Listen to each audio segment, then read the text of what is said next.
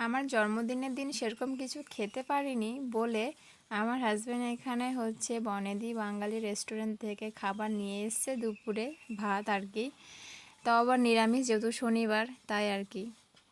বললো যে হ্যাঁ, তোমার জন্মদিনের দিন তুমি একাই মানে দুপুরেও রান্না করলে, রাতেও করলে, আর আমি তো সেরকম কোনো কিছু করতেও পারলাম না শুক্রবার বলে, তাই ও আমাকে বলেইনি যে ও নিয়ে আসে। ও শুধু বললো যে হচ্ছে মানে আমি অন্য কিছু আজকে বানাতে চেয়েছিলাম, তো ও বললো যে বানাতে হবে না, আমি খাবার নিয়ে যাবো। তো আমি ভাবিনি যে এরকম, আমি ভাবলাম নর্মালি হোটেল থেকে হয়তো নিয়ে আসবে।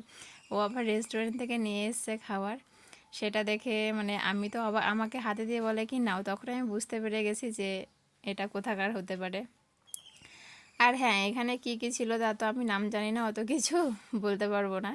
কিন্তু আমার হাজব্যান্ড আমাকে নিয়ে এতটা ভাবে, সেটাই আমি একটু অবাক হয়ে যাই। ও বলছে যে হ্যাঁ, তুমি জন্মদিনের দিন কাজ টাজ করলে কিন্তু তোমাকে খাওয়ানো হলো না বা বসিয়ে কেউ খাওয়ালো না, তাই ও আর কি নিয়ে এসে। এটা যদি থালাতে সাজাতাম কত রকমের যে হতো তার বলার কথা নেই।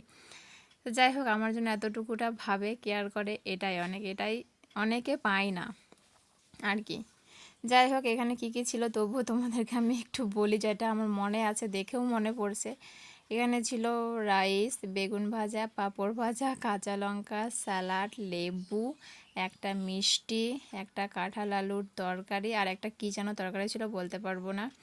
তারপরে ছিল শুক্তো, ডাল, টক মানে আমের টক, আর হচ্ছে লাউ বড়ি দিয়ে একটা সবজি, ফ্রাইড রাইস, পাঁপড়, আবার এমনি চিপসও ছিল। তো এই সব কিছু ছিল। হ্যাঁ, সব কিছু তো বলে দিলাম, A to Z ঠিক বলতে পেরে গেছি।